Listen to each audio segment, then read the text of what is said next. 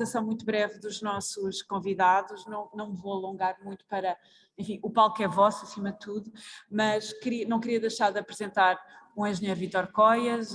O engenheiro Vítor Coias teve uma vida inteira ligada à reabilitação do património, grande mentor do Fórum do Património desde 2017, o seu grande impulsionador.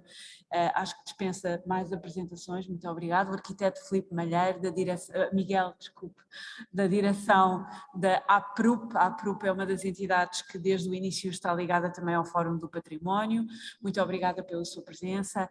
A Madalena, a presidente da direção da Associação Sintra, uma das mais recentes associações de defesa do património, construída para a defesa e salvaguarda daquilo que é o bem património da humanidade, da paisagem cultural de Sintra, arquiteto Filipe Lopes, da OPRUB, dos ofícios da reabilitação do património, e a doutora Tatiana Santos, da empresa Ferreira Lapa, que nos vai apresentar também um caso sobre reabilitação do património, já para não falar da Leonor Medeiros, também presidente da Associação Portuguesa de Arqueologia Industrial, minha colega, e que vem também debater sobre esta questão das comunidades em transição e da reabilitação do património. Portanto, pedi a todos também que respeitássemos o tempo que nos foi dado e começo então e passo a palavra, engenheiro Coias, o palco é seu.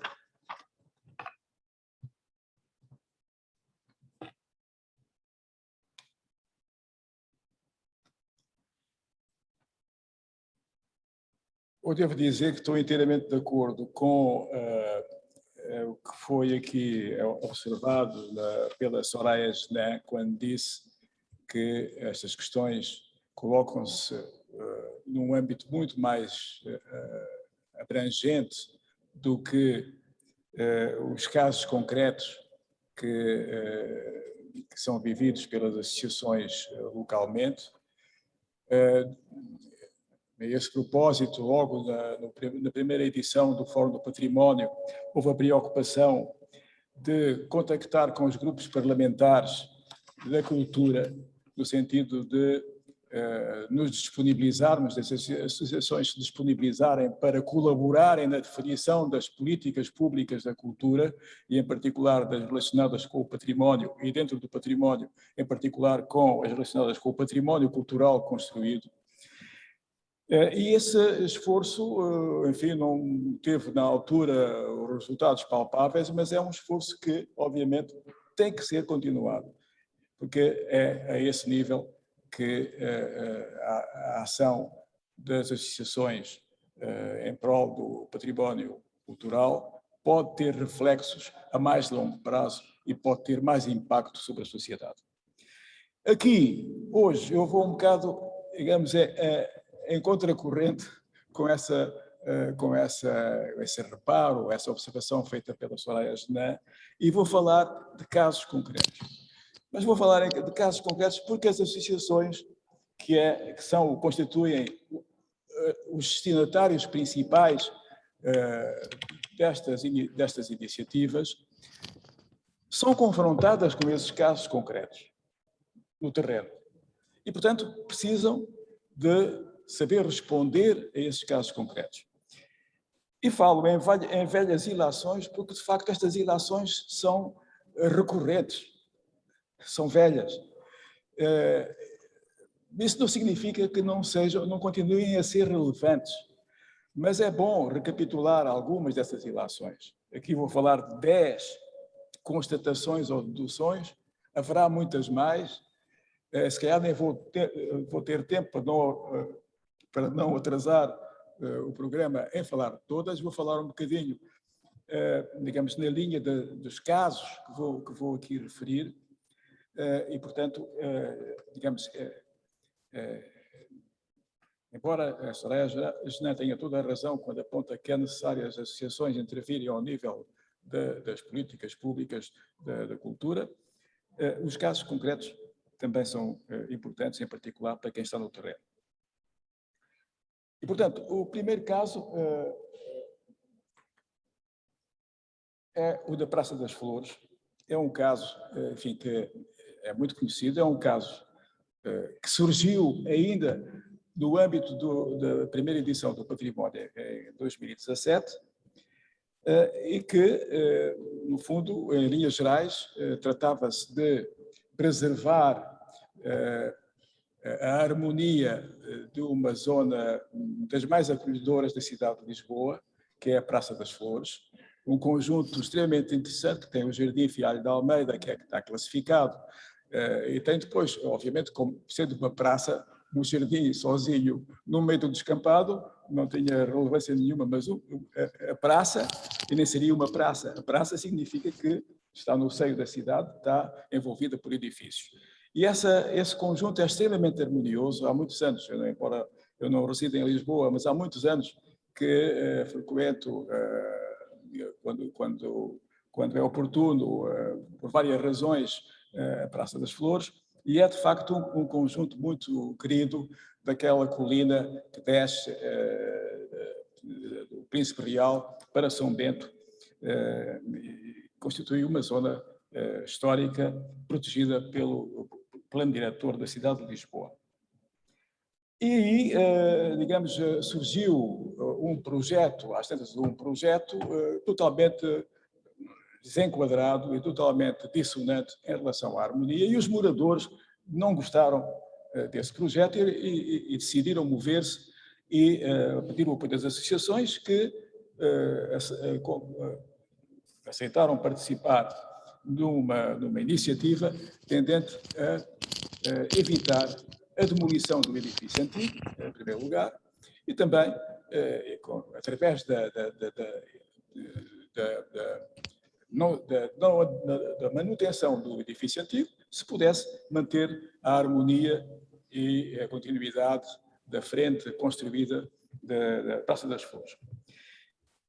A ação passou por várias fases, desde a previdência cautelar, que foi aceite, depois a ação principal, que novamente foi dada razão às associações pelo tribunal, e neste momento o que infelizmente acontece é que no local a construção, o local mantém-se vago e há ali, digamos, um espaço vazio na frente urbana que também não é bonito.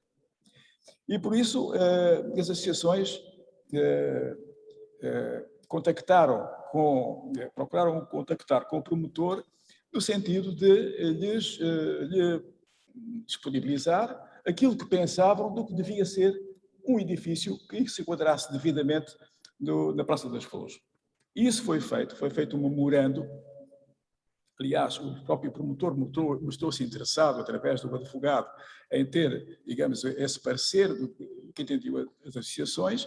As associações redigiram esse parecer e constata-se que aquilo que as associações pedem é pura e simplesmente que se cumpra aquilo que o Plano Diretor Municipal de Lisboa preconiza para aquele local. Não é preciso mais nem menos. É evidente que não se caiu, digamos,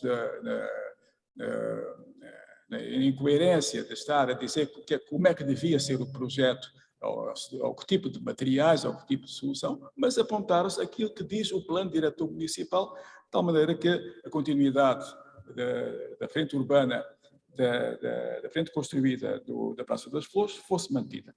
E, portanto, ilações que se tiraram, desde logo a importância de um acompanhamento permanente pelas ONG dos assuntos relacionados com o urbanismo.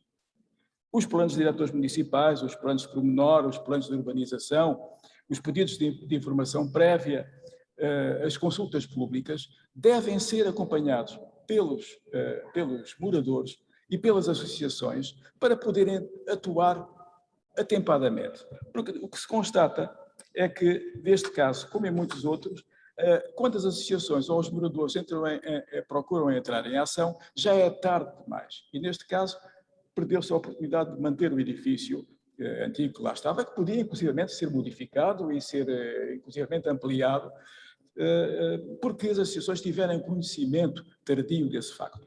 Também há uma outra constatação, neste caso, que é, e isso é claro, que é muitas vezes as autarquias e muitas vezes os órgãos da administração presentes no terreno, ou que têm a tutela das operações urbanísticas, arrastam os pés. E neste caso, viu-se claramente que houve um arrastar de pés, isto é, as decisões do tribunal, quando impôs a providência cautelar, não chegaram rapidamente à obra e a obra continuou ainda pelo menos mais um dia, ou mais que um dia, porque as instruções do tribunal entraram na Câmara, depois passaram de um serviço para o outro, depois foram chamados os fiscais e ao longo desse tempo a demolição foi continuando e a obra foi continuando. Portanto, na aparente busca do facto consumado. Portanto, isso pressupõe uma atuação mais precoce, uma intervenção mais precoce, é uma das constatações. Por outro lado, também se constatou ali se tira ali uma outra ilação, também recorrente, que é, muitas vezes, os promotores recorrerem a arquitetos de renome para conseguirem projetos que ultrapassem as exigências, muitas vezes, dos próprios instrumentos de gestão urbana, o plano diretor municipal, ou aqueles requisitos de salvaguarda do património cultural construído.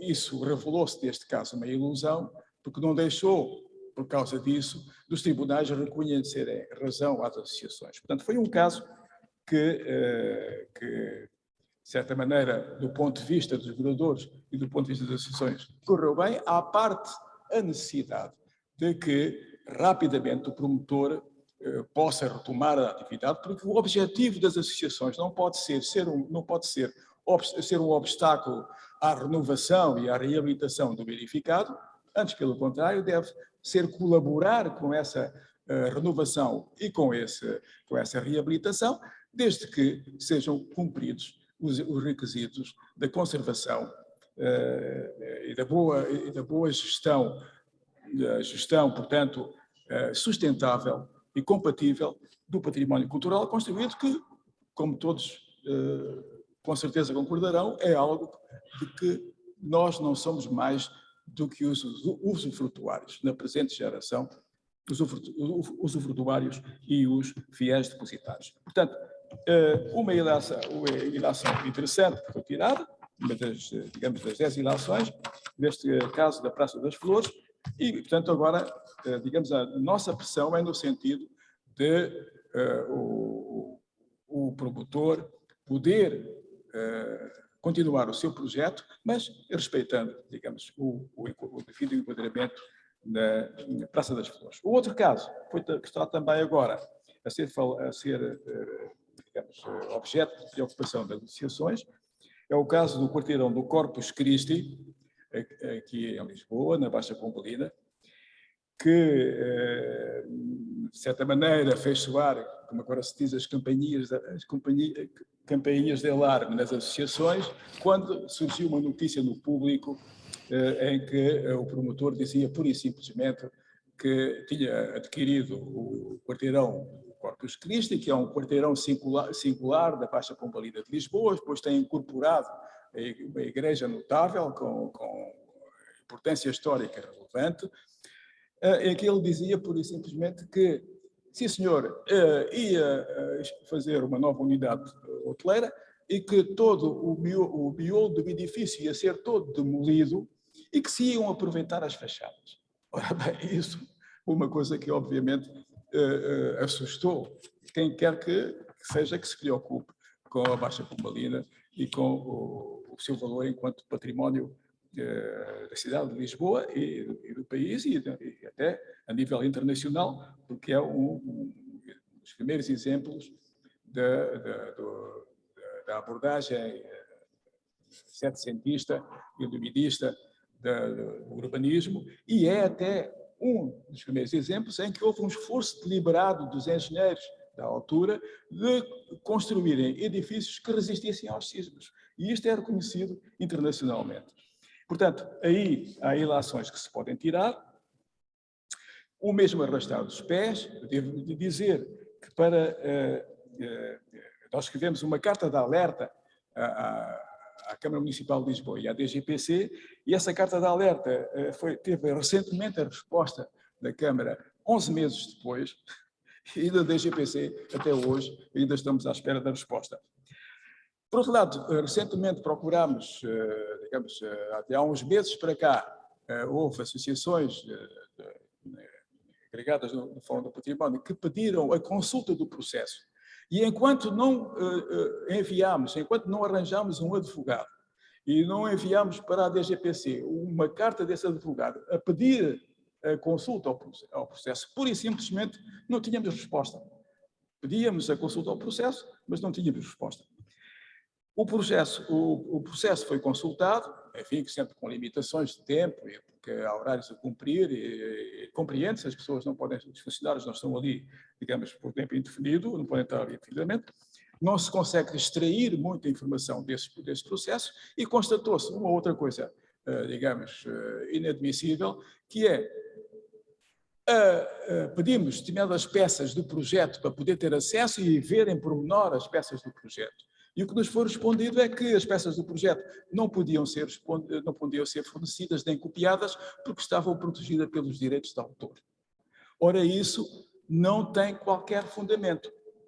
Não tem qualquer fundamento e nós enviámos para a DGPC um parecer de um jurista demonstrando porque é que não tem fundamento, porque não estão em causa digamos, qualquer abuso dos direitos de autoridade, dos direitos de autoria dos projetistas, mas sim a informação que lá está do ponto de vista da defesa do património cultural construído. E, portanto, a resposta já se adivinhava qual é que era. A DGPC o que nos respondeu foi que, sim senhor, avisamos a recepção e remetemos o assunto para o nosso departamento jurídico. O que significa que estamos à espera. E, portanto, digamos, há aqui uma ilação que é, novamente, os órgãos de poder da administração muitas vezes arrastarem os pés no tratamento da resposta àquilo que são as preocupações dos moradores, dos cidadãos em geral e das associações em particular.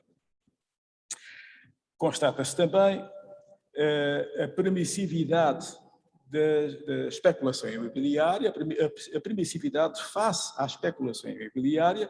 Este quarteirão do que estamos a falar, o quarteirão do Corpus Christi, anda de mão em mão, de promotor em promotor, há vários anos. E todos eles, digamos, conseguem mais-valias nas sucessivas transações, e eu penso que a lei não devia facilitar estes excessos da especulação imobiliária, ou devia ser mais restritiva nesse domínio. E, por outro lado, também uma constatação de que as ONGs são frequentemente olhadas como empecilhos, quando, no fundo, o que as associações pretendem e os cidadãos é contribuir, dar-se o seu contributo e serem parceiros, digamos, úteis no sentido de se tomarem as decisões corretas que envolvem o edificado. Por último, e para não prolongar a minha apresentação, eu queria falar aqui muito brevemente num outro caso que tem grande atualidade, que é o caso da Casa do Alcaide Mor, em Estremoz.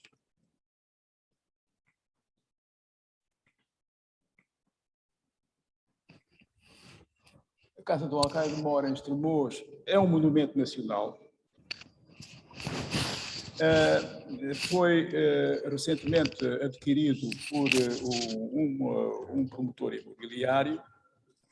Eu penso que, não sei se está na assistência, mas estará a ouvir-nos através do Zoom alguém ligado a esse projeto. Mas o que acontece é que esse monumento nacional esteve durante anos e anos exposto à intempérie e a degradar-se, e acabou por a fachada principal, que era um dos elementos importantes desse edifício, acabou por ser demolida indevidamente quanto a nós, e está a ser construída no local uma estrutura de betão armado, como se vê neste outro slide. Estas fotografias mostram que está a ser executada, estamos a assistir a uma contrafação de um monumento nacional. Se alguém vender um polo contrafeito da Lacoste numa feira, arrisca-se a ir para a prisão, mas nós estamos a assistir à produção de uma contrafação de um monumento nacional. Portanto, isto para chamar a atenção para a importância da tutela jurisdicional do património. As ONG que estão no terreno têm a possibilidade de recorrer às disposições, ao quadro legal, que, felizmente, no nosso país é extremamente favorável ao exercício da cidadania e do associativismo em defesa do património cultural. Portanto, as constatações permitidas ou deduções feitas a partir destes 3 casos repetem-se em muitos outros e constituem a razão de ser das ONG do património e exigem delas um maior protagonismo na exigência do cumprimento da lei. Muito obrigado.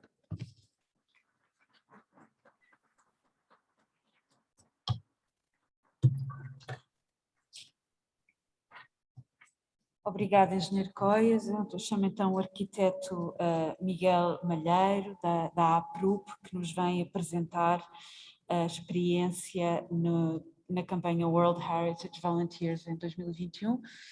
Eu vou fazer aqui o papel chato de ir avisando quantos minutos é que tem disponível.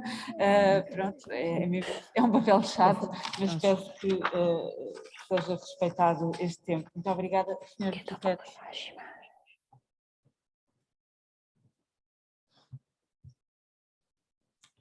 Então, bom dia a todos.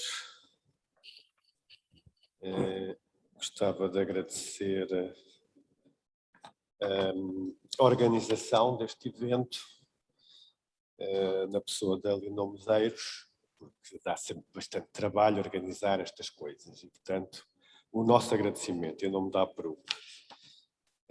O que eu aqui vos trago, portanto, a APRUP está sediada no Porto e somos uma organização que lida com a reabilitação urbana e com a sustentabilidade cultural e também com a proteção do património. E, portanto, o que aqui vos venho apresentar foi um evento internacional que nós organizamos no mês passado, no Porto, e que, de certa forma, sintetiza todo o nosso trabalho ao longo da nossa existência, desde 2012. Portanto, a nossa experiência internacional que aqui tivemos. A APRUP é uma associação privada, portanto, sem fins lucrativos, foi fundada em 2012 e, portanto, o nosso objetivo é este, promover e disseminar o conceito de reabilitação urbana, como principal veículo de salvaguarda, identidade e valorização do património construído. Os nossos associados estão ali e são maioritariamente profissionais e pessoas interessadas na reabilitação, conservação e património. E, portanto, são arquitetos, engenheiros, investigadores, professores universitários, conservadores, empresas de construção, entre outras. O que nos move é uma palavra que há pouco foi dita, que é a paixão pelo património. É isso que nos move. Não é? As ameaças que nós sentimos existirem nas questões do património construído, especialmente, são estas, tanto o turismo de massas e o imobiliário, que afetou as grandes cidades do país, nomeadamente o Porto, e, consequentemente, a perda de técnicas e construções tradicionais com as operações ditas de reabilitação, que depois, no fundo, não são. Os efeitos é este elevado nível de substituições, demolições e alterações no património edificado, sem uma pré-avaliação adequada ou definição de critérios. Portanto, a falta do conhecimento. Portanto, é uma das palavras-chave nestas questões de intervenção no património construído, é o conhecimento. Só conseguimos intervir depois de conhecer o objeto onde vamos intervir. E o que se denota é a ausência desse conhecimento. Então, também já aqui foi dito, o que a APRUP tenta fazer é a consciencialização da população para estes assuntos. E, portanto, o que nós fazemos é promovemos workshops, participamos em eventos onde damos a conhecer à população em geral as técnicas tradicionais e as formas de atuar no património construído.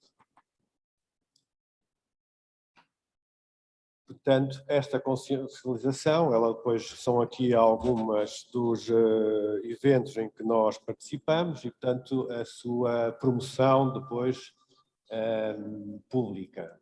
Portanto, e a nossa atividade está naquele site, onde o que a gente vai fazendo sobre a intervenção ou a consciencialização. Também promovemos debates públicos com a Academia, nomeadamente até este, que estamos desde o início, e outros que vamos promovendo para debater estas questões também com a Academia.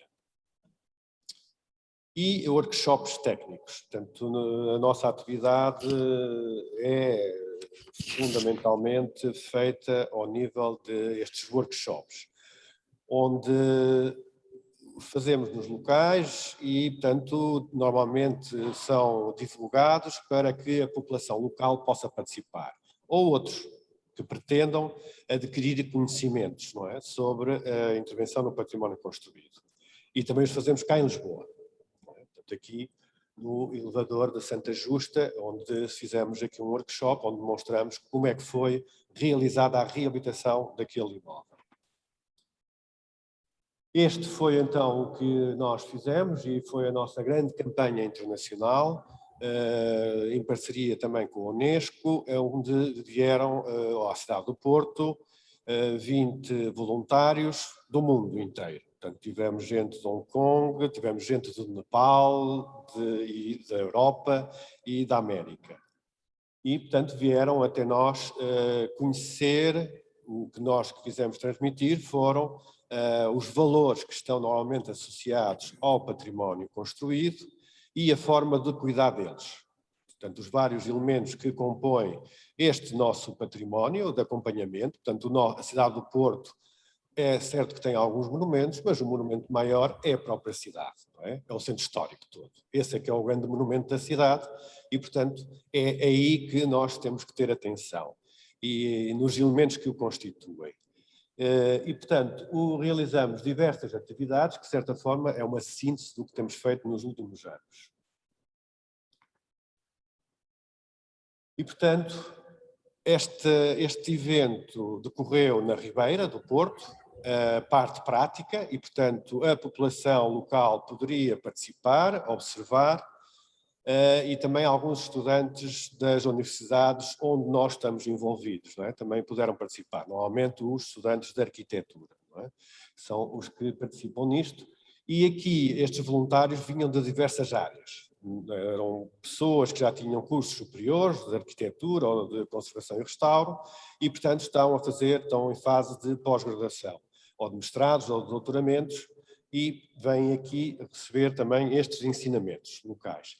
Portanto, e como é que nós, como temos várias pessoas com atividade profissional, portanto arquitetos, conservadores, restauradores, etc., estamos muito próximos dos artífices, das empresas de construção. E, portanto, conseguimos trazê-los, não é? E montar estes workshops com essas pessoas detentoras do conhecimento de reabilitação, de restauro ou de conservação destes elementos, não é? Por exemplo, aqui um caixilho uma porta de madeira com estes entalhes e, portanto, e como é que se faz a reabilitação destes elementos usados? Portanto, como é que se reabilita isto, não é? Como é que se procede à conservação? Do espaço público, como é que se faz uma calçada à portuguesa, que agora se chama calçada à portuguesa, mas a calçada à portuguesa não é esta, mas pronto, é a calçada do cubo, vocês aqui em Lisboa tanto têm, não é? Nós menos, mas como é que isto se faz? Portanto, ia chamar os artífices, neste caso, por exemplo, as pessoas que fazem a reabilitação destas calçadas na cidade do Porto, e que já vai na segunda geração, portanto, são pessoas que este conhecimento passou de pai para filho. E como é que isto se faz? E a utilização dos moldes, etc. E, portanto, isto foi mesmo pôr a mão na massa. Estes workshops, é para que as pessoas ponham a mão na massa e consigam perceber como é que a coisa se desenvolve. Um elemento muito característico da Casa Burguesa do Porto, a claraboia, não é? Porque é um lote estreito e profundo e precisa da iluminação e de uma chaminé de ventilação do espaço interior e, portanto, e como é que ela é constituída, os elementos metálicos e depois também a parte de vidro. Paredes de fasquio e como é que ele se faz e como é que se segura e como é que depois faz o reboco e como é que se coloca, especialmente neste caso, foram tabiques de demolições e que estão no estaleiro guardados na Câmara do Porto e que nós fomos buscar alguns dessas demolições e, portanto, o que aqui estivemos a ensinar foi como se pode reabilitar estes elementos. A colocação do reboco e estes azulejos que também preenchem o interior da Casa Burguesa, no norte do país. Um caixilho e esta coisa de que quando há algum elemento defeituoso nós não temos que pegar no caixilho todo e deitar fora, podemos substituir apenas esse elemento defeituoso e como é que isso é feito, e o tipo de madeira, etc. E tanto mais imagens do género. Os rebocos pigmentados, a escaiola, como é que são feitos os minerais, não é, naturais para a composição das argamassas e como é que isso é feito e que até pode ser utilizado na contemporaneidade. E, portanto, e pôr, neste caso, os voluntários a mexer com isso, e nós, quando fazemos workshops, são as pessoas que aderem que o fazem. Os nossos workshops normalmente são dos ateliês ou dos arquitetos ou dos engenheiros, ou então são os técnicos municipais que aderem aos nossos workshops. Portanto, quem mais lida com este tipo de trabalho. Também envolvimento dos média e debates com alguns decisores. Portanto, houve nesta campanha não só esta parte prática, mas também é uma parte teórica de explicar elementos, por exemplo, aqui com o professor Vasco Freitas, e a questão sempre da térmica, etc., e da legislação, e a legislação que nós temos para o património construído de acompanhamento do século XIX, por exemplo, para a Casa Burguesa, que é exatamente igual à Casa do século XXI, e que não pode ser, não é? Portanto, tem que haver aqui uma distinção. Outras leituras, portanto, houve também esta parte que nós às vezes promovemos, essencialmente teórica, mas é para alertar, consciencializar as pessoas. Nós temos um turismo de massa na cidade do Porto, vocês têm aqui na cidade de Lisboa, temos em outras cidades do país, e normalmente o que a gente vê é que a mensagem que é transmitida aos turistas que nos visitam é um cardápio, portanto é algo que é retirado de um livro de história qualquer. E, portanto, não há a procura de ter um maior conhecimento sobre o património construído e contar as histórias mais incaracterísticas, mas que são, se calhar, estas histórias menores que fazem, não é, que dão a história maior. E, portanto, o que se tentou aqui foi contar essas histórias menores, em edifícios menores, e que provavelmente se permite engrandecer muito mais o conhecimento deste núcleo histórico. Outro tipo de visitas técnicas que nós fizemos a edifícios e esperamos vê-los também nos próximos cursos de formação que nós façamos. Muito obrigado.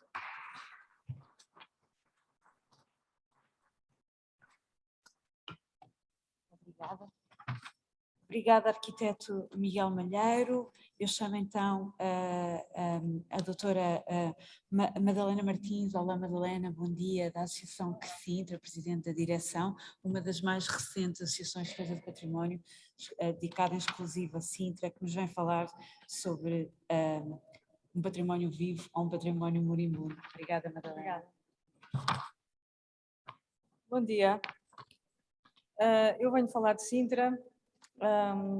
É um património que está a pedir cuidados intensivos e que infelizmente parece-nos que está votado à continuidade de maus tratos e de agressões que se podem tornar irreversíveis.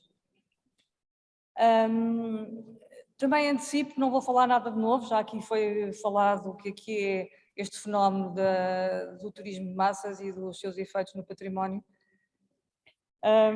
Mas em si terá algumas especificidades, não só pela sua natureza e originalidade de um equilíbrio que existia entre o património construído e o património natural, mas também por, enfim, idiosincrasias das autoridades que são responsáveis pela gestão do património. Finalmente, vou falar no que podemos fazer, que será provavelmente a parte mais importante desta apresentação, mas também é mais curta porque, na verdade, as minhas propostas são bastante sintéticas. Portanto, o fenómeno que já todos conhecemos, tudo isto se passa noutros sítios que atraem turistas e em que as autoridades não estão preocupadas em dosear essa carga e, portanto, acaba por haver vários efeitos perniciosos que desfiguram o espírito do lugar. Portanto, há uma circulação caótica de pessoas e de viaturas, há uma oferta de comércio e de serviços desqualificado e virado exclusivamente para os turistas, há uma proliferação da especulação imobiliária e uma reabilitação urbana bastante desastrosa. Tenho algumas imagens que refletem parte deste cenário, se bem que me parece que só vivendo em Sintra ou visitando a Sintra com olhos de ver se pode apreender exatamente o que é que estamos a falar. Portanto, tudo está virado para o negócio do turismo, carga enorme. Os últimos dados que a Parques de Sintra Monte da Lua divulgou apontam que em 2019 houve 3,7 milhões de visitantes, contra 900 mil 10 anos antes, e ultimamente a carga voltou em força, portanto vivemos num permanente congestionamento de tuk-tuks, autocarros, carrinhas, jipes, que poluem o ambiente, que congestionam o trânsito e, portanto, que afetam toda a área de Sintra, incluindo a parte de serra, como está ali, tuk-tuks na Tapada de Monserrate, etc. Há esplanadas por todo lado, as esplanadas nascem por todo lado, ocupam o espaço público, tapam fachadas, enfim. Por outro lado, as lojas, a sinalética das lojas e a forma como as lojas expõem os seus produtos desqualifica claramente o lugar e estes são apenas alguns exemplos, mas infelizmente há muito poucos exemplos positivos, são quase todos negativos. Depois, apesar de uma retórica virtuosa da Câmara, e se lermos os documentos sobre a ARU, aquilo tudo parece muito acertado e muito bonito, mas depois na prática o que se verifica são várias agressões. Aqui do lado, este lado, do vosso lado esquerdo, temos a famosa Gandarinha, que está embargada e parece que se espera que o embargo seja levantado em breve. E as outras duas são obras recentes que começaram a ser construídas em São Pedro, que são obras privadas e que de facto têm umas proporções e uma falta de integração na paisagem que nos parecem uma afronta ao património e à paisagem. E depois há uma progressiva adulteração, também já aqui foi falado, as fachadas, as mansardas, enfim, todos os alumínios, toda esta forma de reabilitação, entre aspas, que vai desfigurando a pouco e pouco o centro urbano. Temos ali em cima do lado esquerdo a Vila Eugénia, que era uma quinta na Estefânia, muito característica, que agora foi toda, enfim, reabilitada e lá tem os seus alumínios, daqui não se vê muito bem, mas é de facto um horror. E do lado direito parece-me gravíssimo aquele exemplo, mesmo por baixo do palácio, aquela construção que foi ali refeita. Depois a própria Câmara não dá bons exemplos. Temos aqui a nova Passada da Juventude, em frente à estação dos comboios, com linhas modernas, agressivas. Temos ali a implantação de um multibanco, que era uma coisa que faltava muito no bairro de São Pedro de Sintra, porque os bancos fecharam. Aliás, São Pedro de Sintra está a morrer, também a farmácia já anunciou que vai sair dali. E como não havia nenhum multibanco ali em São Pedro, então a Câmara montou ali aquele cubo. Ali é a sede da Junta de Freguesia e, portanto, acho que é um bom exemplo da sensibilidade que existe ali naqueles técnicos e naqueles decisores. Embaixo do lado esquerdo é o Jardim Romântico, que foi é um projeto que a Câmara lançou para recuperar o Val da Raposa, que é uma intenção muito meritória. No entanto, parece-nos que aquela rampa, que para já é o que ali ressalta, não tem muito romântico, quer dizer, parece ali um elemento também muito agressivo. Do lado direito é o Largo do Pelourinho, que foi recentemente também alvo de uma intervenção da Câmara. Depois há imensos edifícios em ruínas ou abandonados e, portanto, que só estão à espera de que venha um especulador imobiliário para fazer dali negócio. Aqui temos alguns exemplos. Do lado direito são edifícios mesmo à entrada de Sintra, quando se entra por São Pedro. É a Quinta de Santa Teresa e a Quinta de Dom Dinis, que estão à venda. Está à venda. A Quinta de Santa Teresa não se percebe muito bem o que é que lá se passa, mas parece que há um hotel em perspectiva. Depois em cima é o Sintra Cinema, um edifício na Portela que também houve um projeto de fazer ali uma recuperação que nos parece, a todos os títulos, detestável e que parece que agora parou porque o promotor não avançou. E embaixo a antiga sede de uma sociedade recreativa que também está em ruínas. No fundo, quer dizer, é um bocadinho isto que se passa em Sintra, assim, em grande, numa síntese muito abreviada. Quanto às especificidades de Sintra, quer dizer, algumas também não são exclusivas, portanto são também comuns a outros sítios de património mundial, mas parece-me que em Sintra há um triste exemplo de conjugação de vários fatores e de interesses que põem em causa o património. Mas uma especificidade é, sem dúvida, o lugar único que Sintra é. O ICOMOS, quando no documento que deu origem à classificação de Sintra como património mundial, dizia exatamente isso, que Sintra era um exemplo único de uma ocupação cultural que havia mantido a sua integridade essencial. Assinalava também a característica simbiose entre o património natural e o património edificado. E alertava para a fragilidade deste equilíbrio e desta integridade e para a vulnerabilidade deste território a uma gestão e a um uso negligentes e insensíveis. E, na verdade, 26 anos depois, vemos ameaçados esse equilíbrio e essa integridade.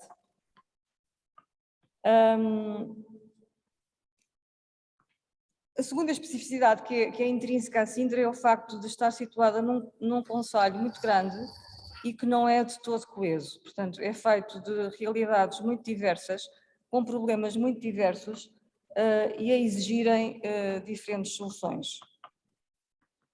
Depois há toda a forma a atitude com que este património é gerido.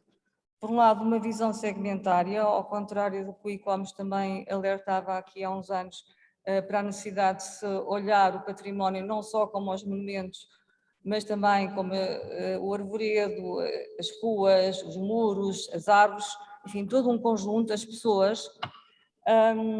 E o que se vê em Sintra é muito, na verdade, a conservação dos monumentos, mas pouco mais. Depois, apesar da pandemia, a Câmara continua a apostar claramente no turismo. A Câmara e todos os organismos que estão envolvidos na gestão do território. O novo PDM, inclusive, prevê condições, aposta claramente no turismo, e prevê condições mais favoráveis para hotéis, o que nos parece uma aberração. Vou andar mais depressa para conseguir cumprir. Por outro lado, temos uma autoridade controladora e pouco dialogante e muito opaca. Um exemplo desta opacidade é o facto de nós estarmos desde março deste ano, ou fevereiro, a tentar que o nosso advogado consulte o processo de obra da Gandarinha e a Câmara, pura e simplesmente, obstrui, não deixa. Depois temos uma sociedade civil que está cansada, que está desiludida, que está desmotivada e que por isso se conforma a uma situação que acha inevitável ou está capturada, porque há muita gente em Sintra que podia, enfim, dar fundamentos claros e com peso para o que se passa, mas que se calam porque estão ou em conselhos de opinião ou de cultura ou porque preferem comprometer-se ao silêncio e às palmadinhas nas costas. Por fim, há um clima intimidatório na Câmara e fora dela. Quer dizer, os técnicos da Câmara, da Parques de Sintra, do Parque Natural, têm muito pouca autonomia. Muitos estão na prateleira, outros fazem aquilo que lhes mandam. Portanto, há aqui todo um conjunto de atitudes que são muito preocupantes. O que podemos fazer? Por um lado, achamos que temos que exigir uma estrutura que seja, de facto, um órgão de salvaguarda desta área de paisagem cultural de Sintra e a sua zona especial de proteção, porque, na verdade, ela precisa urgentemente de uma equipa multidisciplinar e competente que saiba gerir em todas as suas vertentes demográficas, económicas, ambientais, sociais, etc. Idealmente, o que seria lógico era separar o Conselho em dois, dividir em dois e ter uma gestão de Sintra, de facto, completamente autónoma. É claro que isto não interessa aos partidos políticos, mas não é um desiderato que nós queremos continuar a colocar na agenda. Também podemos continuar a denunciar o estado de sítio, como temos feito, com cartas abertas, com questões nos média, etc, etc. Mas eu acho que vamos continuar a viver em sobressalto constante e parece-me que isto não é o suficiente. Por isso, o que me parece que é evidente, necessário e urgente é que haja a nível nacional, e isto é a proposta que eu vos deixo aqui, uma plataforma cívica de defesa dos sítios património mundial. Portanto, uma plataforma que seja um autêntico lobby sistemático, que tenha uma forte representação, que tenha acesso a opiniões de especialistas independentes, que tenha capacidade de pressão junto de todas as instâncias políticas nacionais e internacionais e que tenha capacidade de pressão pública também.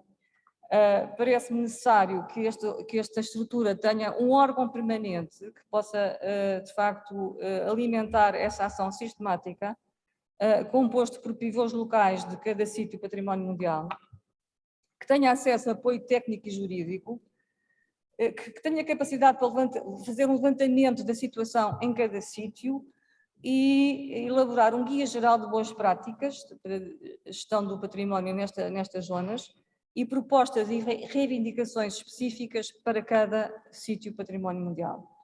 E, no fundo, não sai, neste momento, esta é a minha agenda para os próximos tempos, é tentar criar ou participar numa estrutura destas.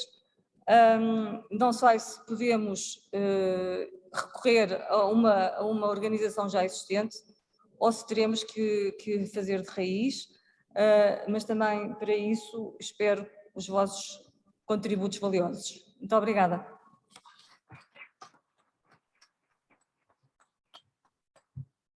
Obrigada, Madalena Martins, arquiteto Filipe Lopes, da Associação dos Ofícios e da Reabilitação Urbana, que nos vem também questionar sobre reabilitação urbana.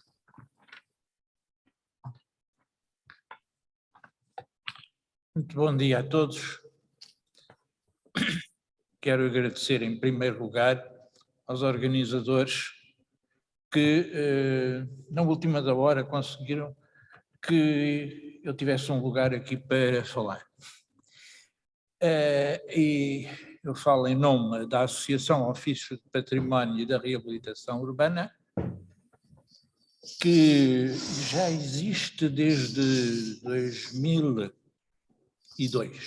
tem mais de 20 anos já. Bela formação. E que nasceu na altura em que se fechou a reabilitação urbana em Lisboa. Sim, património vivo. Com a ideia portuguesa do património industrial. de, ao menos, tentar Ui, salvaguardar tem uma série de aquilo comunicadores, que isto tinha é uma coisa sido que é aquela inscrito em experiência. iniciativa, sabes? E, portanto, É na central, tem. não limitámos a nossa atividade a isto durante este tempo. Não havia grande coisa a fazer, a Câmara estava noutra. Aí também tem presencial, portanto há pessoas que estão a assistir, quem não podia estar a lá. nossa coroa de glória foi salvar uma parte do aqueduto das águas livres. Não sei se sabem, mas a parte que está na Ana da Maia era para ser demolida para fazer passar aquilo. Não consigo ver as fotografias, nada de jeito, não consigo ver o que é que eles estão a falar. Conseguimos demonstrar Eu só conciliei para aquela confusão em Sintra porque a gente viu pessoalmente. E que não era preciso demolir o aqueduto, nem fazer um não vi isso ninguém da sua existência. Pronto, isto foi, agora, eu estou aqui, porquê? Porque quero fazer esta pergunta, que reabilitação urbana? Continua-se a falar de reabilitação urbana. E, portanto, os bairros históricos que constituem um património identitário insubstituível são atualmente objeto de uma destruição sem precedentes. Com a eliminação da memória da cidade e da riqueza social e cultural das comunidades. Não é só a questão das pedras e dos paus, mas é também a questão dos homens, das comunidades que nela habitam. Isto é tanto mais grave quanto não me parece ter remédio à vista. É definitivo. Desaparece, desapareceu. Não se vai refazer. Para melhor se perceber o que está em causa, proponho uma leitura rápida da ação de reabilitação urbana neles realizada na década de 90, aquilo que nós quisemos salvar com esta associação. Por constituir, ao meu ver, ao mesmo tempo, um observatório da realidade e uma experiência de solução. Esta ação inscreveu-se nas lutas urbanas do pós-25 de Abril, que, organizadas pelas populações carenciadas de habitação e sustentadas pela legitimidade revolucionária, levaram à ocupação de casas vagas, a aguardar demolições, à legalização dos bairros de lata, mediante a sua melhoria, e, finalmente, já nos anos 80 e tal, a reivindicação da reabilitação da habitação degradada dos bairros históricos. Não foram os primeiros bairros históricos, só vieram em 86. A população de Alfama e Moraria deu início ao movimento, exigindo permanecer no seu bairro, com a melhoria das suas habitações, até aí meros tugúrios, em muitos casos. Este movimento culminou em 1987 com o manifesto Alfama, Recuperação ou Morte. Era o autocolante que eles usavam nas manifestações. O que significa a tomada em mão do seu lugar na cidade, o direito à cidade dos sociólogos. Face a esta pressão, a Câmara solicitou ao Governo a declaração da área crítica, era uma novidade revolucionária também, para estes dois bairros, instalado em cada um gabinete técnico. Cabe referir aqui que construído se encontrava nestes bairros muito degradado, quer por falta de conservação, quer por deficiência de infraestruturas e equipamentos, sendo frequentes as derrocadas, pelo que as intervenções eram urgentes.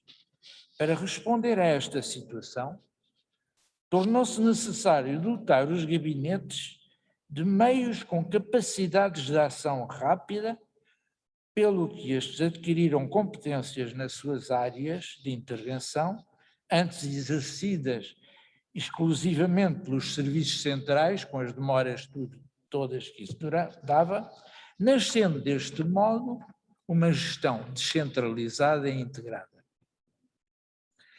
Estas múltiplas competências, interagindo entre elas, levaram à criação de equipes transdisciplinares, cada disciplina trazendo a sua abordagem para o diálogo com as outras, construindo assim uma linguagem forçosamente comum e a articulação, com as juntas de freguesia, com a população.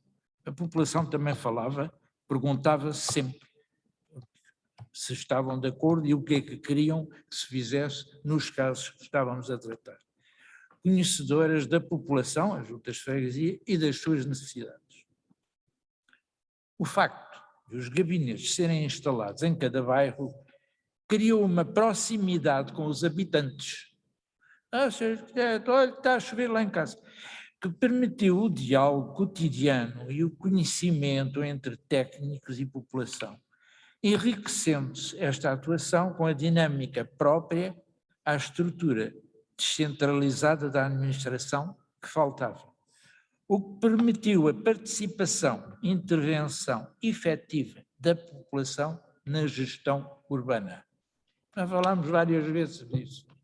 A intervenção da população é fundamental.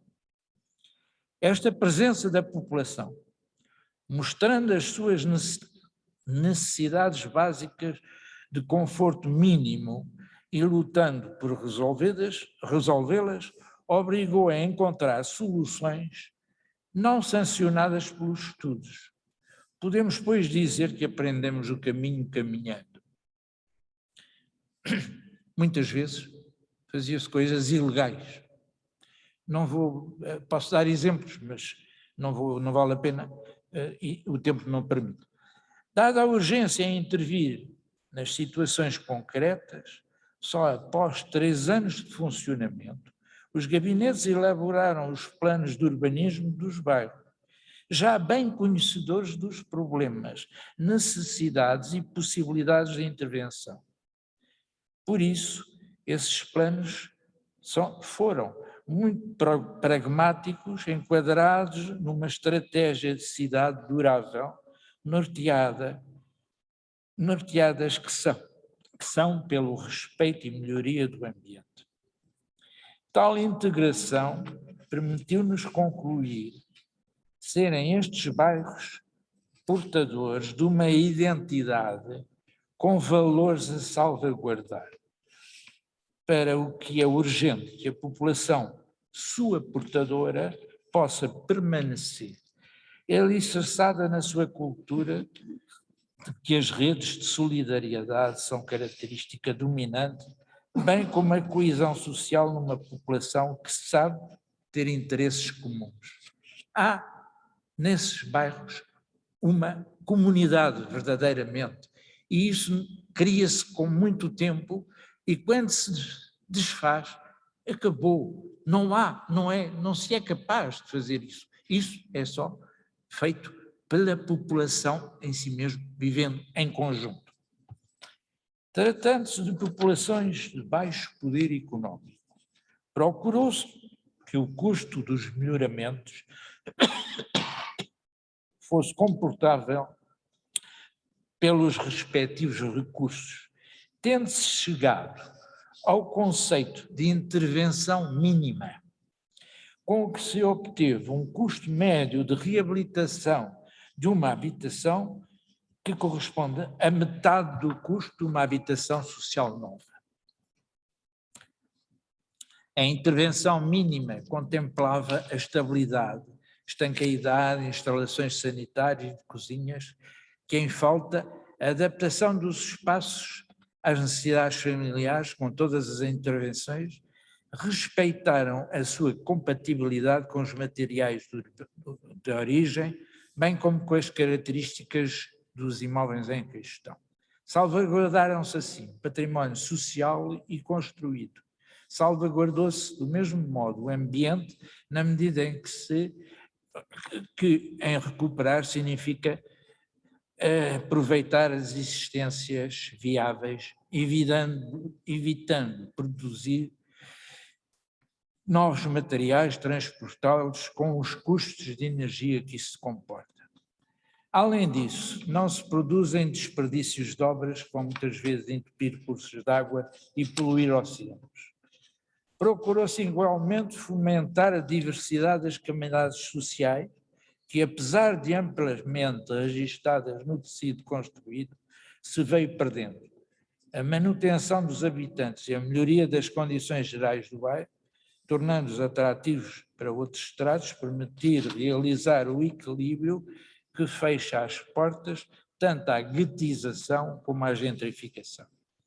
Esta experiência, pouco divulgada entre nós, quando se fechou, nunca mais se falou na reabilitação urbana, provocou grande adesão de técnicos em alguns países da Europa do Norte, da África e até do Brasil, tendo sido feitas múltiplas exposições com debates. Uma comunicação da reabilitação urbana na Bienal de São Paulo deu origem ao primeiro encontro luso-brasileiro de reabilitação urbana em Lisboa, outubro de 95, onde 11 cidades brasileiras e 8 portugueses aprovaram, não foi a Carta de Porto Santo, foi a Carta de Lisboa, que define a reabilitação urbana integrada. Isto só para dar alguns exemplos, porque o que mais me apraz constatar, ainda hoje, é que os técnicos que trabalharam na reabilitação urbana consideram ter sido esta a sua melhor experiência de trabalho camarada. Tudo isto, e 20 anos depois, me leva a tentar perceber se os valores que nos nortearam têm lugar nos nossos dias. E parece-me que o seu abandono está na origem da lástima em que se tornou Lisboa. No prefácio do livro póstumo de Alfredo Bruto da Costa, recentemente publicado, intitulado Que fizeste do teu irmão? O cardeal Tolentino de Mendonça transcreve parte de uma conversa com o autor lá no seminário em que ele estava, em que este terá feito a seguinte pergunta a propósito da Carta dos Direitos Universais do Homem, que consigna no seu artigo 17 o direito à propriedade. Os Estados, portanto, protegem aqueles que já são detentores objetivos desses direitos. Mas quem protege os direitos daqueles que não têm direito? Na verdade, o facto de nascer concede ao ser humano direitos, mas estes nem sempre são reconhecidos ou respeitados. A população de Lisboa encontrou em si mesma a força e os caminhos de defender os seus direitos à habitação. Se a reabilitação urbana que ela provocou constitui esse caminho, por que não continuar a percorrê-la? O que foi que aconteceu a partir de 2000? Alguma coisa que veio sendo preparada de longe pelo setor imobiliário, que, esgotado o mercado da construção nova na periferia, procurou instalar os seus negócios nos bairros antigos, tendo obtido o apoio necessário. Este apoio político, este não hesitou em alterar o PDM. Alterar o PDM, o da Praça das Flores ainda tinha o PDM a defendê-lo. Agora já nem isso. bem como a legislação em vigor para instaurar uma política de renovação urbana a que deu indevidamente o nome de reabilitação. Continua-se a chamar reabilitação, não tem nada a ver. O que trouxe a estas zonas da cidade o estado atual que todos conhecemos. Invasão turística com desvirtuamento do alojamento local, descaracterização acelerada do construído, dramas sofridos pelos habitantes, devidamente silenciados, instalação do vazio urbano com expulsão dos habitantes. Numa palavra, lugar de passagem onde se descartam os homens e as pedras. E o que sinto como cúmulo da ironia é que o vendaval que se abateu sobre estes bairros só foi possível porque se tinham preservado os seus valores, agora alienados numa mercantilização que parece imparável. Muito obrigado.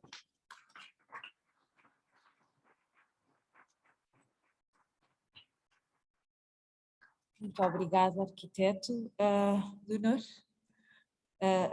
que nos vem falar sobre o património que mexe e os levantamentos e a importância do registro. Obrigada, Sofia. Bem, bom dia.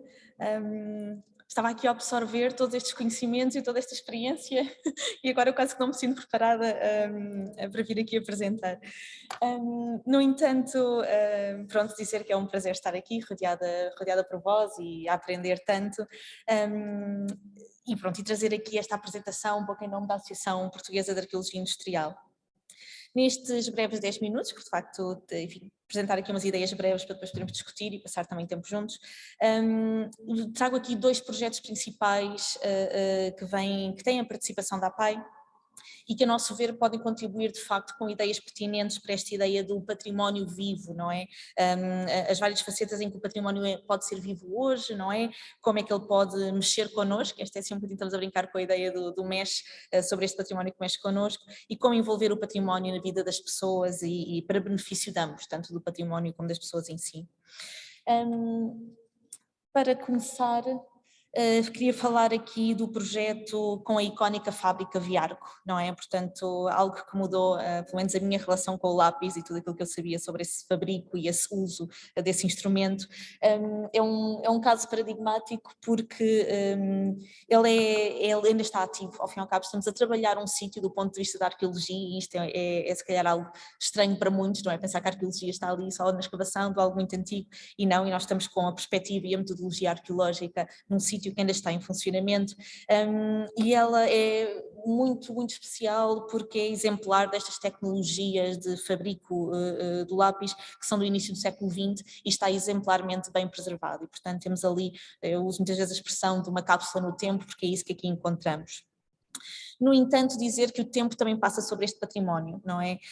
O nosso projeto que nós desenvolvemos em colaboração com a Viarco, com a Câmara Municipal de São João da Madeira e também com a Universidade Nova de Lisboa, através da Faculdade de Ciências Sociais e Humanas, o que está a fazer, de certo modo, neste projeto de inventário e de levantamento, é identificar e clarificar quais são de facto os valores patrimoniais desta unidade, ao mesmo tempo que propõe estratégias de continuidade que permitam ao sítio ser competitivo nos dias de hoje, que é fundamental, sem sacrificar essa dimensão histórica que lhe dá essa unidade e esse caráter. E portanto o nosso desafio aqui era registar, ver o que aqui existe, caracterizá-lo, descobrimos coisas fabulosas sobre a dimensão internacional desta fábrica, portanto dos lápis de cera, das máquinas para os lápis de cera que vêm do Japão e portanto documentar isso para ajudar a que ela possa continuar a ter o seu rendimento, não é? Porque ao fim e ao cabo esta fábrica está a trabalhar e o seu rendimento, o seu sustento vem de poder vender esses lápis e portanto naturalmente precisa também de se atualizar e de evoluir. É um património que então literalmente ainda se mexe, ainda está em funcionamento, mas está também neste processo de movimento que é atualização, reparação, transformação e muitas vezes também substituição que são as dinâmicas normais numa fábrica, não é? Portanto, convive tanto o objeto musealizado, encontramos ali no canto inferior esquerdo estas prensas de grafite, mas e depois estas afiadeiras que têm um ar muito clássico, não é? No sentido das grandes guerras, metem-nos para esta tecnologia alemã, e depois temos já a nova tecnologia, não é? Automática instalada já no século XXI. E, portanto, são dinâmicas normais de uma fábrica onde a arqueologia tenta aqui também ter esse contributo de valorização do património. Se por um lado não é este movimento, esta dinâmica enriquecedora para o registro e inventário destes materiais e para o entendimento dos espaços, porque ao final do cabo este contínuo movimento permite-nos estudar esta relação entre o homem e a máquina, entre a máquina e o espaço, entre o utilizador, o homem e o edifício, e portanto ajuda-nos a compreender esta dimensão muitas vezes intangível, não é? Que é rara de encontrar em arqueologia, portanto quem trabalha em arqueologia industrial tem este grande benefício de no poder lidar muito com o património intangível. E, portanto, vemos os modos de uso, as práticas de funcionamento e aquilo que chamamos os saberes em ação, não é o que está aqui a acontecer. Mas, por outro lado, também implica aqui uma gestão complicada do processo de levantamento, não só por questões de segurança, porque, não só, enfim, há algo ali em trabalho a acontecer, mas também a coordenação dos horários e das próprias dinâmicas e passos do processo operatório. E, portanto, cuidados especiais não só na interação com o objeto, não podemos desmontar o objeto, não podemos esmiuçar e conhecê-lo no detalhe, porque ele de facto ainda está a ser utilizado. Entendemos que isto é fundamental, estes estudos, este levantamento, o inventário é essencial para compreender os valores inerentes ao lugar, portanto o inventário e o levantamento que fazemos não é só do património móvel, é do património edificado, é das marcas de uso, etc. E com isso queremos definir estratégias para a salvaguarda e também preparar conteúdos para a divulgação, não é? Portanto, se não se conhece, como vocês sabem, a Fábrica Viarco está já envolvida nas redes do turismo industrial de São João da Madeira, portanto que é um projeto muitíssimo importante e que está a funcionar muito bem, e portanto traz aqui este conhecimento e este contacto, nomeadamente com as escolas, com as novas gerações e a um nível nacional, mas portanto se não se conhece, não se compreende este valor técnico, não é, de produção, num país que fala tanto de empreendedorismo, por exemplo, se não temos este contacto com a produção industrial, isso perde-se. E portanto o nosso trabalho também é esta passagem de histórias e preservar então esta memória num sítio em transformação para a sociedade industrial, pronto, preservar a memória futura, articular com as necessidades do presente. Dizer também que este é um processo de levantamento, também é uma maneira de aproximação ao lugar, ou seja, estar no sítio também gera afeto. E, portanto, as campanhas que têm sido realizadas têm sido feitas com a colaboração e a presença de alunos da licenciatura e do mestrado em Arqueologia da nova FCSH, portanto, é o sítio onde eu leciono, portanto, esta relação é um bocadinho mais favorecida, mas tem sido muito vantajosa e, portanto, tem alertado estas novas gerações, tem gerado relações e aumenta a consciência da importância destes lugares, não é? Para os valores científicos, para os valores históricos, culturais, etc. O caso que estamos aqui a ver é o caso da fábrica de descasco de arroz da Casa Cadaval, de novo, pronto, já estava parada, não é? Já não está em funcionamento, mas lá está uma pérola, esta cápsula no tempo preservada pelo afeto das pessoas que lá trabalharam e, portanto, da marquesa que lá tinha trabalhado também, portanto, trabalhou na fábrica e que não a quis ver demolida nem destruída e preservou. E, portanto, aquilo que falávamos da nossa paixão pelo associativismo e pelo património é também uma paixão, é também importante do ponto de vista das pessoas que passam este património e o deixam continuar e sobreviver. O segundo caso que queria trazer, e porque estamos aqui entre colegas que sabem muito bem, como temos visto, que é esta luta em nome do património, é o caso dos Titãs de Leixões. Neste caso, o Titã Norte, imagino que tenham seguido o projeto, agora também nas notícias, porque recentemente foi inaugurada uma cópia, uma reconstrução baseada no Titã Sul. E portanto foi um projeto de investigação onde a PAI esteve envolvida com uma série de outras entidades no âmbito da arquitetura, da conservação e restauro, temos aqui membros da equipa aqui na plateia, e pronto, é um caso sensível, porque de facto este aqui já não mexe, não é? Portanto era uma estrutura móvel, era um objeto industrial móvel, e a falta de uso, a falta de manutenção, claro, não é, que leva à ruína de tudo, as complicadas condições de localização, que ao fim e ao cabo está ali este ambiente marítimo que não ajuda nada à preservação de uma estrutura de ferro e, portanto, solidificaram este objeto em sítio, solidificado em cima de carris que na verdade já não o transportam, porque também, entretanto, foram retirados e, portanto, ele está assim aqui um pouco, enfim, está desativado, não é? Portanto, ali o seu contexto desaparece a olhos vistos, mas é um património também que mexe connosco. Mexeu com quem o viu ser construído no final do século XIX, portanto, quando eles para ali foram em 1884, para a construção do Porto de Leixões, portanto, esta monstruosidade, este objeto imponente, não é? Este objeto que faz os seres humanos sentirem-se como formigas, foi impactante na altura. Este tipo de objetos, não é? Portanto, são também impactantes. Eu lembro destes joguinhos da Mecano, não é? Da construção de peças, e portanto este ensino para a engenharia, não é? Para esta educação, e portanto também é um símbolo que está para fora do património, não é? Portanto faz parte quase, neste caso, da infância, e também nas experiências de quem viveu em Matosinhos e naquela praia. E pronto, e portanto, enfim, de certo modo, o que é que agora se vai fazer, não é? Portanto, este Cita Norte está em muito mais condições, o nosso estudo pretende alertar o Porto de Leixões e a própria DGPC para a importância do conservar, e ficamos a aguardar agora o desenvolvimento, mas é um caso, esperamos que corra ao melhor. E pronto, porque de facto é um objeto icónico, não é? Tem muitas dificuldades de conservação, de recuperação dele, mas merece, estes marcos merecem ficar. E quero então terminar numa nota ainda assim, um bocadinho mais pesada, do positivo, se calhar para o pesado, mas dizer que quando celebramos este património vivo, que registamos, contamos as suas histórias, preservá-lo e viver nestes sítios é uma maneira de adiar a sua morte, não é? Seja com novos usos ou com velhos usos, utilizá-los é ajudá-los a continuar vivos. Nós temos nos últimos tempos perdido, de facto nas últimas décadas perdido imenso património industrial, ganhámos museus e outras dinâmicas, mas perdemos muito património industrial, seja edificado, seja em objetos, seja memórias, seja arquivos, e portanto muitas vezes esta voragem de uma falsa reabilitação urbana, não é? Que não reabilita, apenas, enfim, leva em demolição e descaracterização destes sítios. E muitas vezes, uma coisa que me preocupa enquanto arqueóloga, que é sem o registro prévio e sem os estudos detalhados que permitiriam pelo menos que houvesse uma preservação através do registro, uma seleção do que preservar, etc. Portanto, uma solução de compromisso. Portanto, dizer que o edifício, a materialidade, conta histórias que os documentos omitem, não é? Por isso precisamos tanto deles e temos de trabalhar nesta complementariedade entre os dois. Nós continuamos a reagir muitas vezes a estas ameaças de perda sem uma verdadeira estratégia de conhecimento e preservação, e por isso desde já deixar aqui aos colegas este convite.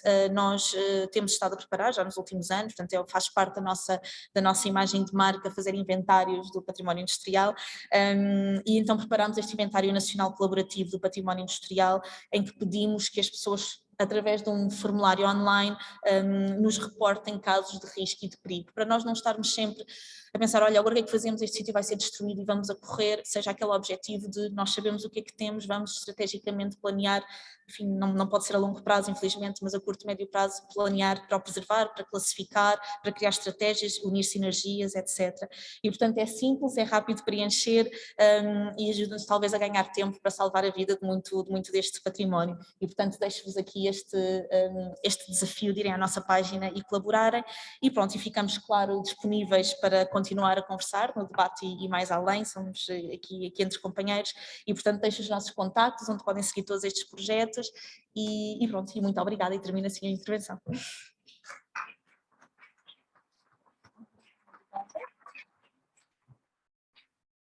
Obrigada, Leonor. E então, doutora Tatiana Santos, seja bem-vinda, da empresa Ferreira Lapa, que nos vem falar sobre o convento dos dominicanos irlandeses e uma fase de reabilitação. Muito obrigada.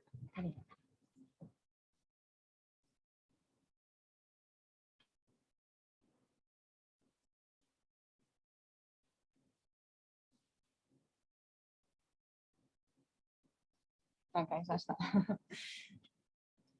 Antes de mais quero agradecer o facto de poder estar aqui neste sítio e a falar daquilo que estamos a falar, de património. É um tema passado, mas é um tema futuro e devia ser presente. Na nossa apresentação, estou aqui em representação da Ferreira Lapa, que é uma empresa associada do G-Corpa, e a nossa apresentação tem o tema da importância do pré-projeto. Nós vamos falar da importância do pré-projeto, mostrando um caso de estudo, um caso específico, que é o antigo convento dominicano dos irlandeses, que é cá em Lisboa. Os nossos conteúdos, nós vamos dividir a nossa apresentação em três conteúdos principais: a análise do valor patrimonial, a inspeção técnica visual, ensaios e monitorização. Deixo aqui duas versões da Carta de Cracóvia. É uma carta que já tem 21 anos, no entanto, questiono, será que estão a ser feitas as coisas que estão prescritas ali? Estão a ser feitas? Há técnicos qualificados suficientes? Há equipas multidisciplinares? As investigações prévias estão a ser feitas? Os testes e inspeções também? Fica aqui uma reflexão. Começando pela análise do valor. Nós apresentamos aqui, lá está o antigo convento, que nos propomos já apresentar. Ele é localizado na Rua do Corpo Santo, aqui em Lisboa. Ele já existia. Com estas 4 imagens nós conseguimos perceber logo muita coisa. Conseguimos perceber que previamente ao terremoto ele já existia. Ele sofreu demolição parcial após o terremoto e o incêndio. Ele teve reconstruções e reconstruções representativas de várias épocas. Então ele neste momento é um conjunto de muitas épocas, é um conjunto de muitas arquiteturas, é um conjunto com muito valor. Onde é que nós conseguimos ter estas informações? Em documentos das câmaras, que estão nas câmaras, em projetos anteriores, que quando existam, que nem sempre existem, em cartografias ou então em meros azulejos pintados à mão. Aqui está. O que é o valor patrimonial? É um conjunto, é uma soma entre o valor histórico, o valor social, o valor arquitetónico, o valor construtivo, entre outros que existem em alguns casos específicos. Passando para a inspeção técnica visual. A nossa apresentação ela está organizada de uma forma lógica com aquilo que deve ser feito em campo e com aquilo que foi feito em campo para este caso específico. Fizemos a análise do valor, agora vamos fazer a inspeção técnica. A inspeção técnica visual, neste caso ainda, ela separou-se em 2 partes. Primeiro, analisámos os sistemas construtivos e materiais existentes. E sim, esta análise nem sempre é muito fácil, porque quando nós temos, como ali naquela imagem, nós temos situações em que os métodos construtivos, as soluções estão à vista, é fácil nós compreendermos o que é que está por trás. No entanto, o facto de existirem os rebolos, o facto de existirem intervenções diversas, posteriores, podem ocultar certas coisas que nos são muito importantes para depois a execução de um projeto de reabilitação. Neste caso, nós conseguimos detectar abóbadas de berço e de aresta. Esta aqui era a única que estava sem os reboco, então conseguimos perceber o material que a estrutura. Tivemos a percepção que existia a alvenaria de pedra, no entanto, não conseguimos perceber a homogeneidade da mesma, não conseguimos perceber se era homogénea, se não era, se era uma cantaria, se tinha cacos cerâmicos, não conseguimos perceber isso. Pavimentos de madeira conseguimos perceber pelo próprio som a andar, conseguimos perceber por falhas no teto falso que existiam e que era possível percepcionar as vigas, e conseguimos perceber que existiam pavimentos em betão armado só pelo próprio andar, nós já percebemos que existia isso. Paredes divisórias. Nós, pela espessura que tinha, deduzimos que fossem paredes de tabiques e de frontais, na zona em que estamos. No entanto, elas carecem de comprovação porque elas estavam blocadas. E encontramos também divisórias leves e amovíveis, que eram caracterizadoras de uma época muito recente que o edifício teve, que, segundo populares, isto não está escrito, foi alvo de localização de habitação para pessoas refugiadas, até há bem pouco tempo. Então existiam lá divisórias que não eram estruturais, eram amovíveis até consideradas. Só que estas indefinições, nós sabemos isto, mas temos muitas indefinições. Então nós vamos precisar de uma validação, vamos precisar de comprovar, de verificar estas indefinições todas. Como é que nós vamos fazer isso? Com os ensaios que vamos falar a seguir. Outra parte da inspeção técnica visual são os danos que podem existir. Nós precisamos de dizer quais é que são, nós precisamos de dizer onde é que eles estão. E nós aqui conseguimos perceber alguns danos. Os principais foram fissuras em paredes e tetos e os outros foram danos provenientes de infiltrações, como manchas de umidade, destatificamento de revestimentos, degradação dos elementos de madeira, colonização biológica também. O que é que nós fizemos para ser mais perceptível os ensaios? Para ser mais perceptível, nós fizemos fichas. Cada espaço tinha uma ficha, tinha a descrição do espaço, tinha a dizer aquilo que nós conseguimos perceber em termos construtivos, em termos arquitetónicos, tinha um registro fotográfico e tinha um mapeamento destes danos. A seguir a isto, podemos fazer um plano de ensaios, que vem aqui nesta última parte. O plano de ensaios, porque é que ele é importante? O que é que nós conseguimos fazer com o plano de ensaios? O que é que nós conseguimos descobrir com ensaios? Nós conseguimos descobrir origens e consequências dos mesmos para o comportamento geral da estrutura do edifício. Nós, se vamos fazer um projeto para aquela estrutura, nós precisamos saber o que é que ela é, como é que ela se comporta. Não podemos agir de outra forma. Então nós precisamos de saber. Se não conseguimos com a inspeção visual, nós vamos precisar de fazer ensaios. Vamos precisar de ver. Para além dos ensaios, nós prescrevemos também janelas de inspeção que não são consideradas ensaios diretos, mas nós precisávamos de confirmar o que existia e também pedimos a prescrição de plantas de caracterização estrutural. Saliento que anteriormente estes ensaios, o que é que eles são, onde é que devem ser feitos, deve ser com um tremendo cuidado e deve ser prescrito por técnicos qualificados para o efeito. E falo da importância, por exemplo, da localização de ensaios. Dou 2 exemplos. Por exemplo, os macacos planos. Eles pretendem avaliar a capacidade resistente da parede, quando feitos de forma dupla. Eles vão ser feitos aonde? Vão ser feitos ao nível do último piso? Vão ser feitos ao nível do piso 0? Nós precisamos ter esta percepção, porque os resultados que nós vamos usar para o projeto, eles dependem disto. E nós precisamos de ter técnicos suficientemente competentes para dizer, vai ser feito aqui por causa disto, porque eu vou conseguir analisar, eu vou conseguir tirar este valor daqui. O mesmo acontece, por exemplo, nos ensaios com registro gráfico, que pretende avaliar o estado de conservação das madeiras. Nós devemos fazê-lo onde? Devemos fazer na zona das entregas, por norma, porque é a zona que mais pode ter contacto com a água, mais degradada pode estar, mas é o único sítio que devemos fazer.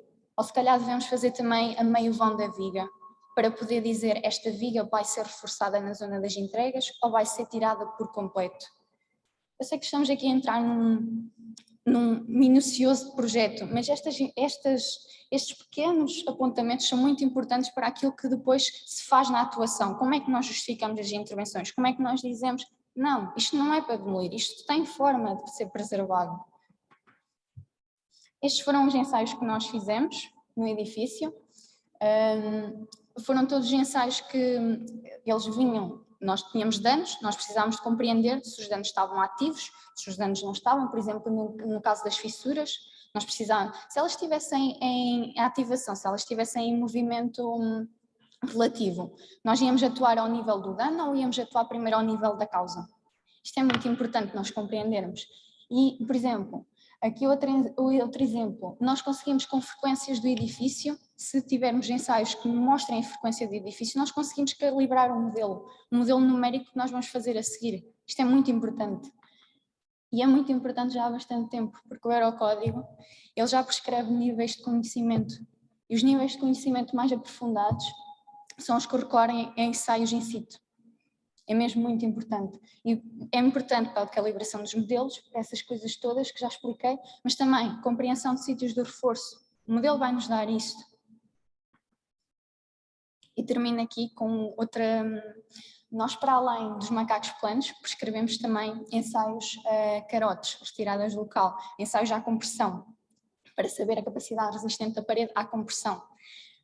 Nós temos aqui 2 valores de tensão muito, muito diferentes. São da mesma zona, nós temos características comuns, eles são da mesma zona e têm o mesmo objetivo. No entanto, por que é que eles têm valores tão diferentes? É preciso compreender isto, porque ali em cima nós estamos a falar de um bocado de carote que foi tirado a uma pedra maciça, a um bocado de pedra da alvenaria, mas a alvenaria é toda maciça ou a alvenaria tem fragmentos disto, fragmentos daquilo, tem ligantes? Ali estamos em cima estamos a analisar um elemento, um material. Em baixo nós estamos a analisar o conjunto, a heterogeneidade que nós estamos a considerar. E mais uma vez, eu digo, para isso é preciso conhecimento técnico e espírito crítico, porque para além de prescrevermos os ensaios bem, de identificarmos os danos, nós precisamos de saber analisar os resultados. Daqui para a frente vem então um projeto e aí sim ele pode ser bem feito. Termino também com uma expressão do ICMOS, em que ele divide em 3 abordagens distintas o diagnóstico, histórico, qualitativo e quantitativo, em que o qualitativo é diretamente da observação e dos danos, o histórico é de pesquisas, enquanto o quantitativo é de materiais, testes, monitorização e análises estruturais. Isto, fechamos aqui o ciclo daquilo que é aquilo que nós queríamos transmitir. Só para terminar, isto tem um vídeo de divulgação da nossa empresa com os serviços que nós prestamos no âmbito da reabilitação para que todos possam ficar a conhecer, só que não sei se eu...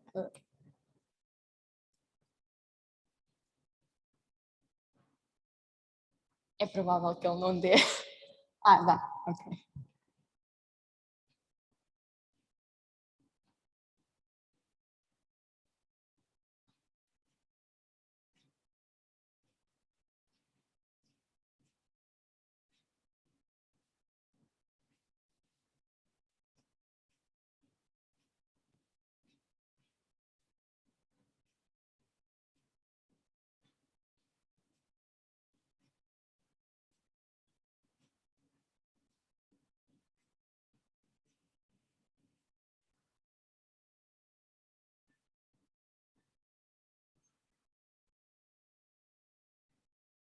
Nesta forma, resta-me só agradecer.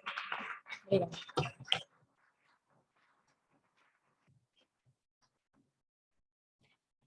Muito bem, Vítor, convidava-o a vir aqui para a mesa.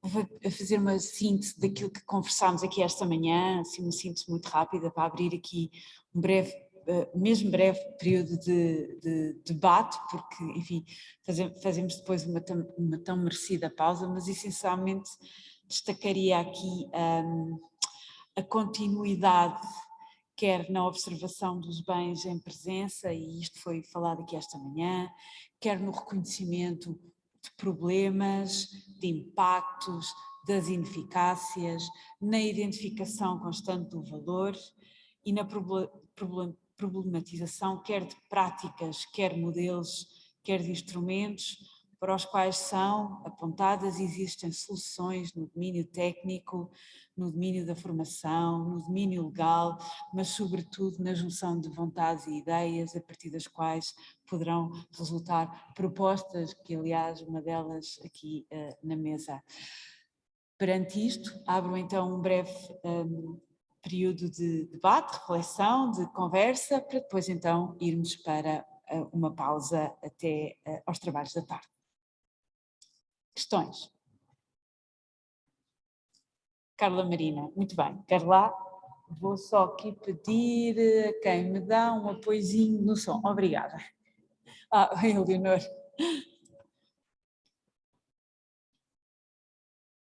Eu não sei se tenho uma questão, mas há uma coisa que eu quero dizer que me parece que é importante neste momento dizer, é que este painel eu acho que se completou de uma forma extraordinária.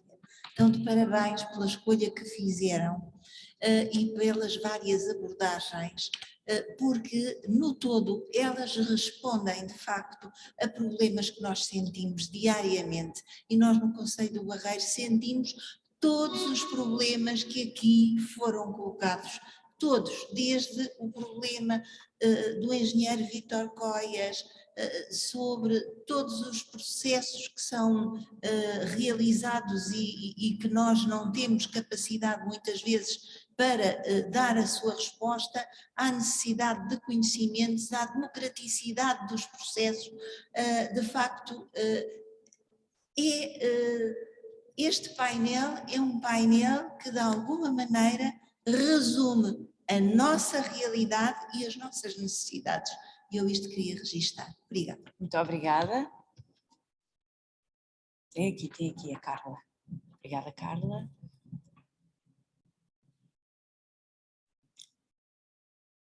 Temos ali. Soraya, e depois aqui, então. Soraya. Eu gostava também de salientar várias propostas que foram ali colocadas neste painel. A Madalena Martins falou na possibilidade de uma plataforma colaborativa, eu acho, e a Leonor Medeiros também apresentou esta plataforma para implementar participação de dados sobre o património em risco. Eu acho que isto são ideias todas muito boas e que devem ser implementadas, porque de facto as capacidades desta comunicação digital é tão grande e fácil, é muito fácil se todos participarmos, colaborar nestas plataformas e de facto não só implementar estes encontros anuais, como de facto criar dados que sustentem as nossas ações, não é? Sem dados nós não vamos lá. É preciso de facto publicações, nem que sejam digitais, para provar certas situações que acontecem. Portanto, estas são as melhores formas. Gostava de perguntar ao arquiteto Filipe Lopes, é tão bonito os gabinetes locais e toda esta a sua apresentação sobre este ativismo social que aconteceu nesse seu período áureo, digamos. Agora, acha possível voltarmos a criar gabinetes locais e esta aproximação à sociedade agora? Neste momento, é possível voltarmos a isso? Como é que prevê essa possibilidade, se houver? Antes de responder, arquiteto Filipe Lopes, façamos uma última pergunta então, aqui à frente. Carla, por favor. Obrigada. Eu estou aqui a representar a APAC, a Associação Portuguesa de Amigos Castelos, e estou aqui a chamar a atenção do que foi aqui apresentado, a importância destas associações todas na defesa do património em várias vertentes. Mas com a apresentação do engenheiro Vítor Reis, por causa da Praça das Flores, lembrei-me de uma ação, de uma petição pública que houve também sobre o parque subterrâneo no Príncipe Real. E chama aqui a atenção se, de facto, esta relação com os cidadãos e promover e alertar para a defesa do património, se não será uma forma importante de todas as associações promoverem petições públicas, porque esta resultou. Esta em relação ao Parque do Príncipe Real foi completamente apagada porque houve essa petição pública, por isso pode ser que seja uma ferramenta que nós podemos motivar e como uma relação com os próprios cidadãos. Muito obrigada. Então, arquiteto Filipe Lopes, tem aí o microfone à sua frente, se quiser usar. Obrigada. É possível, tudo é possível, mas o que eu queria realçar a propósito disso é que se trata de ver que o património não é só a parte material, mas é toda, neste caso das cidades e dos bairros históricos, é uma questão de população, é uma questão, e a importância que tem para as populações uma atitude por parte da administração que seja diferente. É evidente que isto, para as nossas associações, é difícil. No entanto, a minha ideia é que é fundamental que as pessoas tenham noção de como é que as coisas se passam. E, nesta altura, por exemplo, uma das coisas que seria fundamental, a Câmara de Lisboa, por exemplo, no caso de Lisboa, a Câmara de Lisboa mudou. Já lá não está o Salgado. O Salgado foi a grande obra, o grande obreiro desta revolução em Lisboa. E fez uma alteração do plano diretor para justificar estas coisas. É preciso ter noção disso. Refez não só o plano diretor, como também os planos dos gabinetes, que os gabinetes tinham feito. E, portanto, seria fundamental pôr na cabeça da nova Câmara que é preciso corrigir o plano diretor daquilo que foi descorrigido pela Câmara anterior, pela atual. Isso é uma coisa. Mas isso supõe que, efetivamente, as pessoas tenham consciência dessas.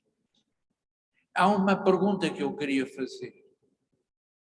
Como é possível que os arquitetos célebres, aqueles mais caros, que são procurados para fazer aprovar certos projetos que têm dificuldade de ser aprovados porque não entram nestas coisas, como foi este da Praça das Flores? Como é possível que um arquiteto de nomeada faça um projeto como aquele, que destrói, de facto, um conjunto? Como é possível? Como é possível continuar a ser arquiteto escolhido pelas pessoas que procuram aquilo? Mas nós temos de selecionar as pessoas não servem todas. Portanto, é tudo uma questão de funcionamento da sociedade. Eu citei aquele livro do Alfredo Bruto da Costa, porque efetivamente aquilo que eu notei é que os que não têm direitos não são defendidos. Só são defendidos quando a ordem social muda. A ordem social mudou com o 25 de Abril. E foi possível aquela experiência porque havia uma legitimidade revolucionária. Eu assinei ocupações de casas, os contratos dos habitantes, eu era vice-presidente na altura da Câmara, assinei os contratos, isto é completamente ilegal. Fiz uma data de coisas completamente ilegais, devia estar preso. E a vontade não faltou. Aliás, quando passou 10 anos sobre a questão, em 2000, reformaram-me obrigatoriamente. Eu podia continuar a fazer a reabilitação. Ia continuar naquela linha. Mas já estava decidido que queriam outra coisa. Queriam facilitar os alojamentos locais, os projetos, deitar abaixo o Hospital da Marinha, em Alfama, essas coisas todas que fizeram. Para fazer do Palácio, chamam-lhe Palácio, não é Palácio nenhum, mas o Palácio Santa Helena, que era uma habitação, passou a ser uma escola e passou agora a ser um sítio para os turistas. O Alfama foi alterado fundamentalmente, passou a ser a aldeia dos macacos, com o público a olhar para eles a partir dos cruzeiros que estacionam em frente. Porquê fazer a estação dos cruzeiros ali quando tínhamos a Alcântara, tínhamos a Rocha, que eram completamente... Portanto, eu não vejo uma mobilização da sociedade em volta destas ideias que são completamente abstrusas. Eu só estou aqui para levantar, para chatear, mais nada. Obrigada. Mais comentários? Engenheiro Coias? Temos mais uma pergunta. Certíssimo. Está aqui. Muito bom dia novamente. Eu acho que nós estamos aqui a esquecer de uma perna muito importante na reabilitação urbana, que é resolver, ou ajudar a resolver, questões a montante, ou seja, dos proprietários. Muitas vezes os proprietários não têm, muitas vezes não, quase muitos não têm condições para aguentar as suas habitações e, portanto, têm que resolver a situação do edifício e põe à venda, enfim. Portugal e o governo e as câmaras não dão apoio nenhum aos proprietários. É uma das questões que a nossa Associação das Casas Antigas e Históricas tem-se vindo a ocupar. Vamos ter mais dinamismo nessa ocupação, em ajudar a resolver esses assuntos, mas de facto não tem havido apoio praticamente nenhum para que as casas se mantenham nas mãos dos proprietários, porque, como o Sr. Arquiteto dizia, uma casa não é só a pedra, é a história da casa toda. E quem melhor que sabe isso são os proprietários. O Sr. Engenheiro do Porto também falava, o Sr. Arquiteto do Porto também falava sobre as histórias que cada rua tem, cada casa tem. É importante que isso se mantenha. Mas não há apoio nenhum. Tirando casas classificadas, que têm uma isenção de IMI, não há mais nada.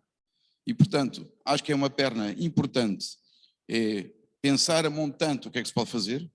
Também na questão de Sintra, se houvesse situações em que a Câmara pudesse apoiar, o Governo pudesse apoiar, não é só a parte financeira, é evidente que a financeira é importante, mas, cara, ajudar o proprietário a resolver problemas, não é? De cultura, na área da arquitetura, etc. Não é só questão financeira. Há muitas outras questões que são importantes e isso, enfim, não tem acontecido. Ou tem acontecido muito pontualmente. Não tem um comentário, pergunta, preocupação. Dão-me licença para brevemente, porque ainda temos aqui mais duas perguntas. Isto está a funcionar. Depois terminou, está bem? Eu só queria dizer-lhe uma coisa. Durante a nossa reabilitação de 90, foi 10 anos que a gente teve a trabalhar, os proprietários eram tidos em consideração. Nós víamos as necessidades que o prédio tinha pelas queixas dos inquilinos. E depois íamos ter com os senhorios, com os proprietários, e ajudávamos com o Requeria, que foi um programa que nós utilizámos imenso, e depois desapareceu. Era um apoio a 65% do valor das obras, mantínhamos lá as populações com rendas baixas e os proprietários não perdiam nada, ficavam com o seu património todo restabelecido. Fazíamos os projetos, seguíamos as obras e tudo. Portanto, é possível fazer isso, desde que haja os programas, mas quando acabaram com a reabilitação, acabaram com o Requeria, acabaram com essas coisas todas. É evidente. Mas eu falava mais de proprietários que vivem nas casas. Está bem, também pode ser. Que é mais importante do que o arrendamento. Também ajudávamos, também podiam beneficiar do Requeria. Pronto, muito obrigado. Muito obrigada. Pedia que fosse muito breve. Vou tentar. Na intervenção sobre Sintra, suscitou-se um conjunto de interrogações que têm a ver com a nossa experiência no Barreiro. No Barreiro estou aqui também em nome da Associação Barreiro Património, Memória e Futuro. No Barreiro nós temos património edificado, património industrial, património imaterial, temos um conjunto de problemas vastíssimos, mas não temos turismo.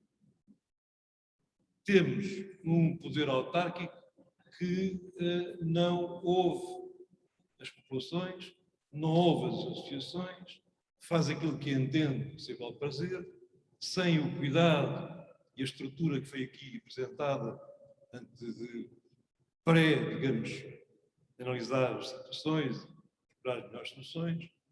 E não tivemos aqui, teremos mais tarde palavra para intervir, mas dizer que um problema que nós temos muito grande é que apoio em termos de estruturas das ONGs, que apoio oficial, de que forma é que podemos movimentar-nos para conseguirmos ter mais força, mais pressão.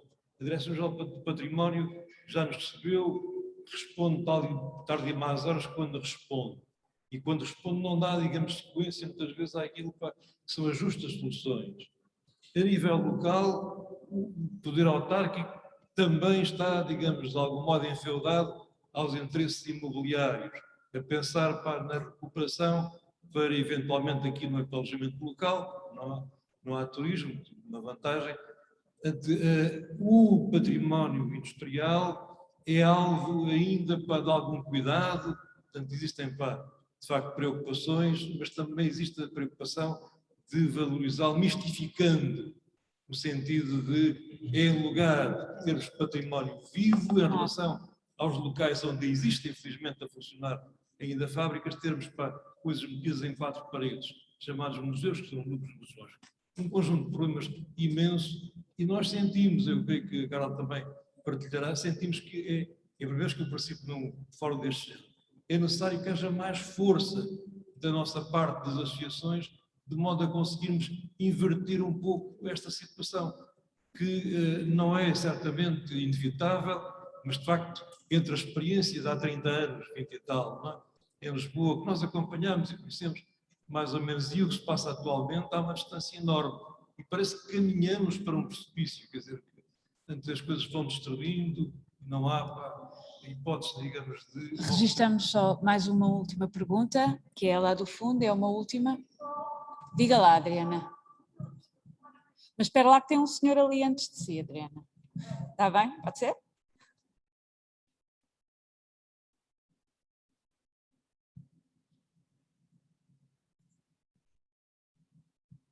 Boa tarde.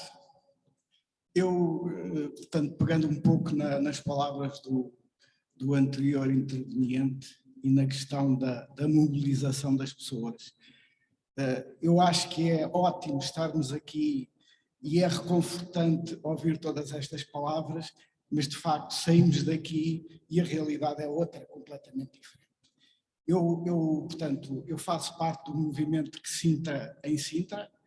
Eu sou proprietário de uma casa histórica de Sintra, que, portanto, que foi feita por um trisavô meu e que, de facto, entre as várias ocupações que tive, fui presidente da Associação das Quintas de Sintra.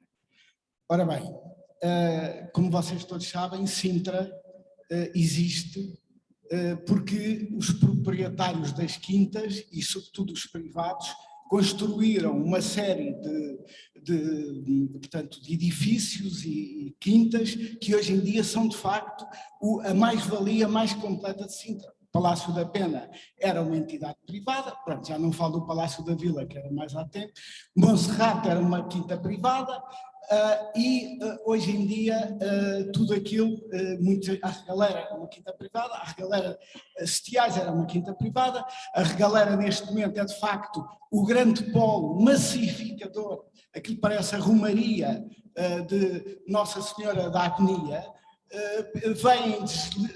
Desembocam na estação milhares de pessoas a pé que estão 2 horas em Sintra e vão-se embora.